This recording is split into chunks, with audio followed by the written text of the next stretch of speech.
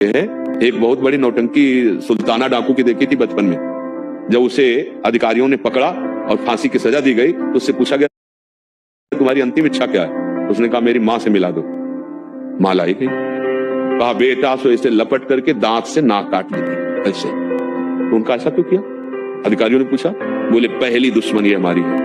हम एक पेंसिल चुराई थी और कहा मां ये पेंसिल चुरा के लाया। तो उनका बढ़िया बेटा लिखने के काम में आएगा। बस उस वचन ने मुझे सुल्ताना डाकू बना दिया और आज मैं फांसी पे चढ़ रहा हूं, इसलिए इसकी नाक काटी। अगर उस समय एक थप्पड़ मार देती तो जीवन भर के लिए मेरी गलती का ये संस्कार न पड़ता। तो बहुत कुछ, सबसे पहले माता पिता गुरु होते हैं, वही हमें शिक्षा देते हैं। पर माता पिता ही व्यसन युक्त हैं तो बच्चे को व्यसन मुक्त कैसे कर सकते हैं? माता पिता ही बेविचार युक्त हैं तो बच्चे को कैसे कर सकते हैं? माता पिता ही भ्रष्ट बुद्धि के हो रहे हैं तो बच्चों को संस्कार कैसे दे सकते हैं? गर्भस्थ शिशु से संस्कार प्रारंभ हो जाता है। जिस दिन पता चले कि गर्भ में बच्चा आ गया है उस दिन से ब्रह्मचर्य का पालन दोनों को करना चाहिए, माता और पिता। कैसा है? बच्चा प्रकट हो गया है, अब हम उसके संस्कार जैसे डालेंगे वैसे बन जाएंगे। हमारे यदि गंदे आचरण तो अपने आप उसमें संस्कार जा रहे हैं। समझो जब वो जवान होगा और अपना वर्ताव प्रकट करेगा तब रोते घूमोगे कि हमारा बेटा है। नहीं, उसके जनक आप है, जनक माने पिता, उन संस्कारों के भी जनक आप है। तो हमें लगता है कि बेटों से ज्यादा शिक्षा की जरूरत माता पिता को है।